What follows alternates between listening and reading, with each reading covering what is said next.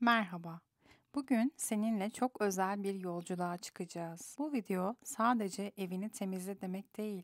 Bugün konuşacağımız şey görünmez ama enerjini, motivasyonunu ve ruh halini etkileyen gizli yükler hakkında. Bazen mutsuz hissettiğimizde ya da motivasyonumuz düşük olduğunda bunun sebebini dışarıda ararız. Çoğu zaman sebep evimizin içinde biriken, farkında olmadan bize ağırlık yapan şeylerdir. Evimiz ruhumuzun bir aynasıdır. Dağınık bir ev, dağınık bir zihni, dolu dolaplar, biriken fazlalıklar ise içsel bir yükü gösterir. Bugün sana evinde farkında olmadan seni aşağı çeken göstereceğim ki bunlardan kurtulmak sadece fiziksel değil, psikolojik bir özgürleşme anlamına geliyor. Sen de bazen hiçbir şey yapmadan otururken içim sıkılıyor diyorsun. Ya da evdeyken motive olamıyorum, üretken hissedemiyorum, sürekli bir şeyler beni aşağı çekiyormuş gibi hissediyorum diyorsun. İşte bu hislerin çoğu düşündüğünden çok daha fazla, çevrende biriken fazlalıklarla ilgili. Evimiz aslında ruhumuzun bir aynası. Evin ne kadar karışıksa zihnin de o kadar karışıktır.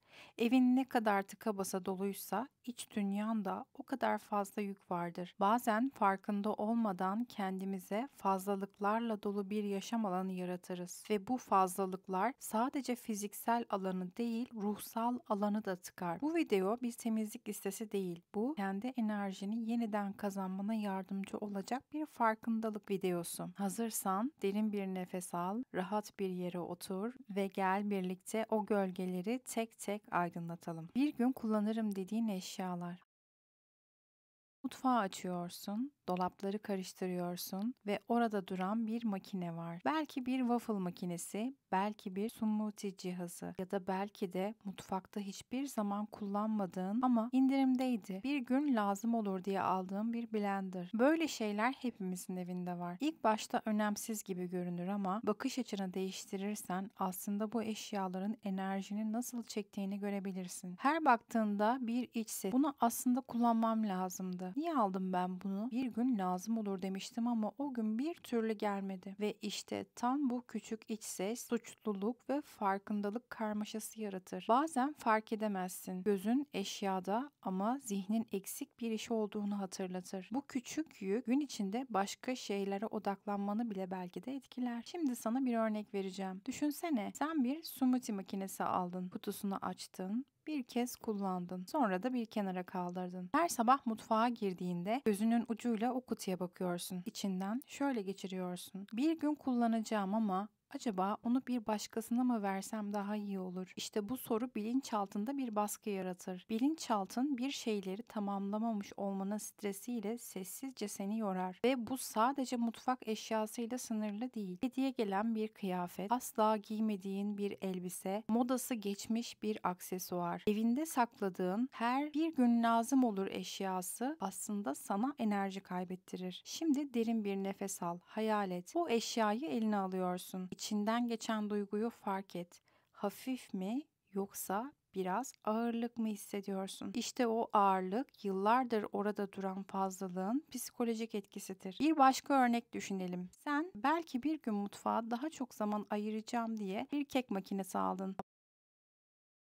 Makine kutusunda kaldı. Her kutuyu görmek sana yapamadığın şeyleri hatırlatacak. Farkında olmadan motivasyonunu azaltacak. İçinde şöyle bir cümle oluşabilir: neden zamanımı daha iyi kullanamıyorum? Her şey yolunda mı? İşte bu küçük suçluluk zihninde minik bir yük yaratır ve bu yük birikmeye devam eder. Gün geçtikçe sadece fiziksel alanı daraltmaz, ruhsal alanını da tıkar. Ama güzel haber şu ki bu yükü kaldırmak senin elinde. O eşyayı vermek, satmak veya bağışlamak sadece mutfağını temizlemek değil. Aynı zamanda zihnini, enerjini, motivasyonunu hafifletmek demek. Şimdi sana küçük bir yöntem söyleyeceğim. Eline alacağın her bir gün lazım olur eşyasına şu soruyu sor: bu eşya bana şu an gerçekten bir şey katıyor mu? Eğer cevap hayırsa onu bırak. Belki bir başkasını mutlu edecek. Belki geri dönüşüme gidecek. Ama senin enerjine artık ağırlık yapmayacak. Bazen en büyük özgürlük fiziksel bir eşyanın çıkışıyla gelir. İçinde hissettiğin o yükün hafiflediğini fark edersin ve inan bana, her atılan eşya sana zihinsel bir ferahlık kazandırır. Şimdi küçük bir düşünme molası verelim. Hayal et. Mutfaktaki o kutu, dolaptaki o cihaz artık yok. Evin daha geniş, daha ferah ve sen farkında olmadan enerji kazanıyorsun. Belki motivasyonun artıyor, belki yeni bir projeye başlama cesareti geliyor ve sadece mutfak eşyaları için geçerli değil. Hayatında her yerde bir gün lazım olur dediğin şeyler var. Kitaplar, giysiler, aksesuarlar, her biri bir küçük enerji tıkanıklığı ve her birini kaldırmak seni daha hafif ve daha odaklı ve daha motive yapacak. Kırık ama idare ediyor dediğin eşyalar. Şimdi gözlerini kapat ve hayal et. Mutfaktasın. Masanın üzerinde bir fincan var. Kulbu kırık, kenarı hafif çatlamış. Ama sen içinden şöyle diyorsun. Aman canım, yine de kullanıyoruz. Ya da banyodaki sabunluk kırılmış ama zaten kullanıyoruz diyorsun. Küçük bir detay gibi görünebilir değil mi? Ama bu küçük idare ediyor zihniyeti, evinin enerjisini ve senin psikolojik alanını yavaş yavaş tüketir. Her sabah bu kırık eşyalara baktığında bilinçaltında bir mesaj yayınlanır. Bunu fark etmezsin ama gün boyunca farkında olmadan hafif bir huzursuzluk, motivasyon kaybı, hatta hafif stres taşırsın. Küçük bir fincan gibi görünse de bu bir metafor aslında. Hayatındaki tamamlanmamış alanlar, eksik parçalar, yapılmamış işler hepsi evinde görünmez bir yük yaratır. Düşünsene sabah kahveni içiyorsun. Fincan kırık ama kahveni dökmüyor. Biraz dikkatini dağıtıyor. Küçük bir rahatsızlık hissi veriyor. Bu küçük rahatsızlık sen farkında olmadan günün geri kalanına doğru bilinçaltından sızıyor. Her adımda hafif bir tamamlanmamışlık hissi taşıyorsun. Peki bu yükü nasıl kaldırabilirsin? Bir yol, kırık eşyalarla vedalaşabilirsin. Onları tamir ettirebilirsin ya da elden çıkarabilirsin. Bazen atmak bile seni özgürleştirebilir. Sadece fiziksel bir temizlik değil, zihinsel ve ruhsal hafifleme sağlar. Bir örnekle daha açıklayayım. Bir arkadaşını düşün. Mutfağında bir tencere kırılmış. Yine de kullanırım diyor. Ama farkında olmadan her tencereye baktığında hafif bir içsel gerginlik hissediyor. Biz birlikte o tencereyi çöpe attık. Ertesi gün onunla konuştum. Sanki mutfak daha ferah, enerji daha rahat aktı. Kendimi daha iyi hissediyorum dedi. Görüyorsun değil mi? Kırık bir tencere sadece bir nesne değil, bilinçaltında tamamlanmamışlık ve stres yaratıyordu. Şimdi derin bir nefes al, gözlerini kapat. Evindeki kırık veya bozuk nesneleri hayal et. Her biri üzerinde hafif bir ağırlık var. Şimdi o nesneleri birer birer elinden bırak. Çöpe veya geri dönüşüme gönder. Hisset. O ağırlık nasıl yavaş yavaş azaldı. Zihnin nasıl ferahladı. İşte bu fiziksel bir eşyadan çok enerjini yeniden kazanman anlamına gelir. Bazen kırık bir eşya geçmişin bir yansımasıdır. Bir zamanlar önemliydi ama artık senin için bir işlevi kalmadı. Ona tutunmak seni geçmişe doğru sıkıştırır. Ama bıraktığında hayatında yeni bir alan açılır. İçsel bir farkındalık duraklaması yapalım. Hayatımda hangi alanlar kırık, hangi işler tamamlanmamış, hangi ilişkiler bana ağırlık veriyor? İşte kırık eşyalardan kurtulmak sadece fiziksel alanı temizlemek değil, hayatının kırık parçalarını fark edip onlarla barışmak anlamına gelir. Her atılan kırık eşya sana motivasyon boost'u verir, enerji verir, zihnini açar. Küçük bir adım gibi görünse de bir domino etkisi yaratır. Ev temizlenir, zihin ferahlar, motivasyonun artar ve günün geri kalanı daha verimli geçer. Eskimiş havlular ve yıpranmış nevresimler. Şimdi kendini yatağında hayal et. Sabahın erken saatleri. Gözlerini yavaşça açıyorsun ve ilk dokunduğun şey bir havlu ya da nevresim. Ama farkında olmadan o dokunuş sana hafif bir rahatsızlık veriyor. Havlu yumuşak değil, sertleşmiş. Nevresimin rengi solmuş, kumaşı eskimiş. Belki fark etmedin ama bu küçük his zihninde küçük bir yer kaplar. Bilinçaltın sana sessizce şunu söyler. Bunu kullanmak zorundayım. Ve işte her sabah tekrarlanan küçük bir stres noktası. Sen fark etmiyorsun ama bu ufak rahatsızlık günün geri kalanına sızıyor. Gün boyu motivasyonunu biraz biraz düşürüyor. Bir arkadaşımı ziyaret ettim. Onun yatak odasında yıllardır kullanılan yıpranmış nevresimler vardı. Her sabah uyandığında kendini tam olarak dinlenmiş hissetmiyordu. Küçük bir fark yaratmak için ona yeni bir nevresim takımı aldım ve sabahları gözlerini açtığında hissettiği rahatlamayı inanılmaz olarak söyledi. Kendini hafif, enerjik ve motive hissetmeye başladığını söyledi. Çok ilginç değil mi? Eskimiş havlular ve yıpranmış nevresimler sadece fiziksel konforu etkilemez. Onlar bilinçaltında eski enerji taşır. Her gün onlara dokunmak farkında olmadan sana geçmişin ağırlığını hatırlatır. Bu yüzden onları değiştirmek zihinsel ve ruhsal bir tazelenme demektir. Şimdi sana küçük bir farkındalık egzersizi yaptırmak istiyorum. Gözlerini kapat. Kendini sabah yataktan kalkarken hayal et. Elini yıpranmış bir havluya uzatıyorsun. Dokunduğunda içinden bir rahatsızlık hissediyor musun? Şimdi aynı sabahı hayal et. Yeni, yumuşacık bir havluya dokunuyorsun. Farkı hisset. O yumuşak doku sadece bedenini değil, zihnini de rahatlatıyor. Günün geri kalanını kendini daha hafif, enerjik ve motive hissediyorsun. Biraz daha derin düşünelim. Uyku alanımız enerji seviyemizi ve ruh halimizi en çok etkileyen alanlardan biridir. Eğer burada eski yıpranmış ve eskimiş eşyalar varsa uyku kaliten düşer.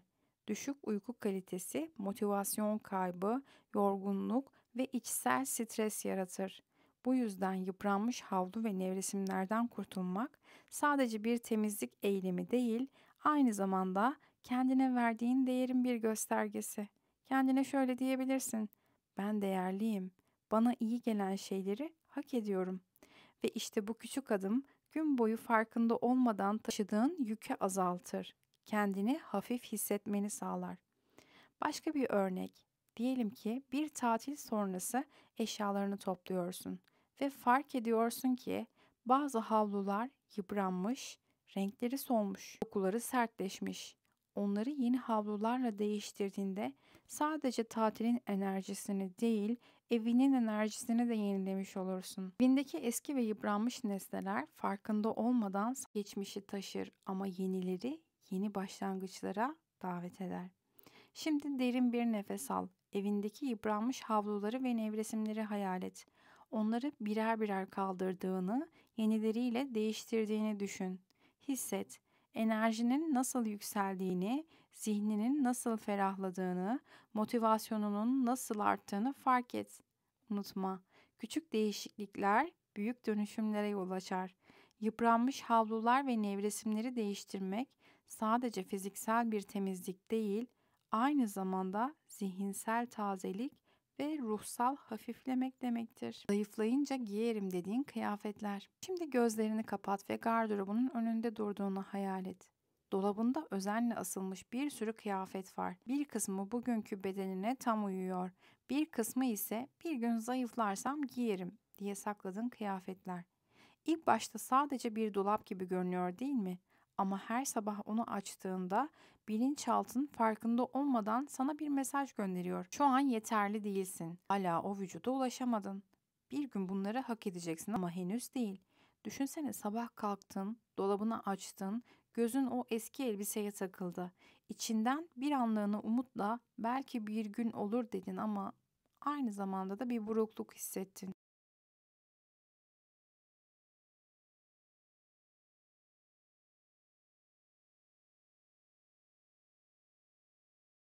Bir arkadaşım gardırobunda yıllardır asılı duran bir elbise için sürekli zayıflayınca giyerim Zeynep diyordu. Ama her sabah dolabı açtığında bilinçaltı sürekli aynı mesajı veriyordu. Henüz hazır değilsin, eksiksin. Bir gün birlikte dolabını gözden geçirdik ve o elbiseyi ihtiyacı olan birine bağışladık. Arkadaşım o gün fark etti ki elbiseyi saklamak onu geçmişte bir hedefle sınırlandırıyordu ve enerjisini aşağı çekiyordu. Dolabı temizledikten sonra kendini daha hafif ve özgür hissettiğini söyledi. Bu durumu biraz daha derinleştirelim. Bu kıyafetler sadece fiziksel bir eşya değil. Onlar senin geçmiş hedeflerini, geleceğe dair beklentilerini ve kendine koyduğun baskıyı simgeliyor. Her baktığında zihin ve duyguların farkında olmadan bu baskıyı hissediyor. Peki ne yapmak gerekir? Gardırobunu gözden geçir. Sadece seni mutlu eden, içinde rahat ve özgür hissettiğin kıyafetleri bırak. Diğerlerini bağışla veya elden çıkar. Bu küçük adım hem fiziksel alanını temizler hem de zihninde yeni bir özgürlük alanı açar. Gözlerini kapat ve hayal et. Eski elbiseleri kaldırdın. Belki de bir başkasını mutlu edecek. Belki geri dönüşüme gidecek. Ama sen bu süreç boyunca kendini hafif ve özgür hissettin. Zihninde yeni alanlar açıldı, motivasyonun arttı. Artık sabah dolabını açtığında sadece sana iyi gelen, sana enerji veren kıyafetler var. Bu küçük bir değişiklik gibi görünebilir ama her günün başında sana pozitif enerji ve özgüven kazandırır. Başka bir örnek daha verelim. Tatil planlıyorsun ve yeni bir elbise almak istiyorsun ama gardırobunda eski ve kullanılmayan kıyafetler var. Bu kıyafetler zihninde bir geçmişe bağımlılık yaratıyor. Onları bıraktığında yeni elbiselerinin, yeni tatilinin ve yeni deneyimlerinin enerjisine yer açmış oluyorsun. Hangi kıyafetler bana daha iyi geliyor? Hangileri bana sadece geçmişin baskısını hatırlatıyor diye düşünebilirsin. Bu farkındalık seni sadece gardırobunu temizlemeye değil, aynı zamanda zihnini ve motivasyonunu yükseltmeye yönlendirir.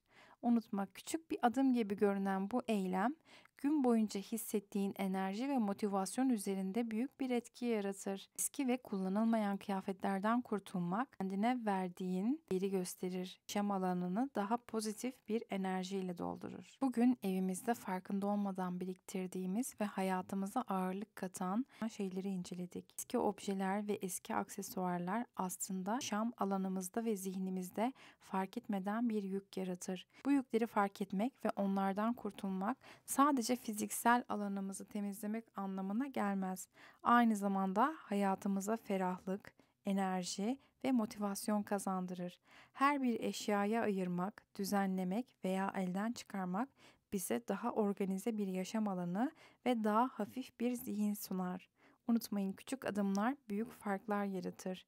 Küçük bir çekmeceyi düzenlemek, bir dolabı temizlemek veya kullanılmayan bir eşyayı ayırmak gün boyunca enerjimizi yükseltecek, dikkatimizi arttıracak ve daha üretken hissetmemizi sağlayacak. Evimizdeki düzen zihnimizin düzenini yansıtır ve yaşam kalitemizi doğrudan etkiler. Bu yüzden bugün öğrendiklerinizi uygulamaya koyun. Gereksiz eşyaları ayırın. Kullanmadıklarınızı evden çıkarın ve yaşam alanınıza hafiflik, ferahlık kazandırın. Kendinizi daha enerjik, daha odaklı, daha motive hissedeceksiniz. Eğer bu videoyu faydalı bulduysan kanala abone olmayı ve bildirimleri açmayı unutma. Yeni içeriklerden anında haberdar olabilir ve hayatınızı kolaylaştıracak ipuçlarından ilk siz faydalanabilirsiniz. Unutmayın, evinizde ve hayatınızda yarattığınız düzen sizin enerjinizi yükselten en güçlü adımlardan biridir. Her küçük eylem yaşam kalitenize büyük katkı sağlar. Birbirinden güzel ve faydalı içeriklerde buluşmak dileğiyle. Hoşça kal.